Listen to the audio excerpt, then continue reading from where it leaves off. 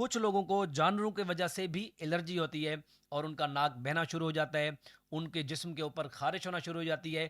ایسے لوگ جو اپنے گھروں میں جانور پالتو جانور رکھتے ہیں، جس طرح کتا ہو گیا، بلی ہو گئی، کچھ ڈفرینٹ قسم کے پیٹس ہو گئے، ان کے پروں سے اور ان کے بالوں سے بھی لوگوں کو الرجی ہو سکتی ہے۔ اور ایسے لوگ جن میں ناک کی الرجی موجود ہوتی ہے، ان میں کوئی ایک اسپیسیفک کاج یا وجہ نہیں ہوتی۔ مطلب ایسے نہیں ہے کہ آپ کو صرف پولن سے الرجی ہو یا اسموک سے الرجی ہو یا ڈسٹ سے الرجی ہو، بلکہ بہت دفعہ یہ دیکھا گیا ہے کہ ان کے اندر ملٹی فیکٹر موجود ہوتے ہیں۔ ایسے لوگ جن میں ناک کی الرجی ہوتی ہے، وہ ایسے لوگ ہوتے ہیں جن کی قوت مدافعت اوور سینسیٹیو ہوتی ہے، غیر ضروری طور پر فعال ہو جاتی ہے، جس کی وجہ سے ان میں الرجی والے سمٹم آنا شروع ہو جاتے ہیں۔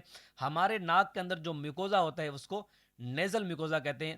اگر کسی طریقے سے اس میں انفلامیشن شروع ہو جائے، اس میں سوزش یا سوجن شروع ہو جائے، تو وہ آپ کے اندر الرجی پیدا کروا دے گا۔ آپ کو چھینکیں آنا شروع ہو جائیں گی، ناک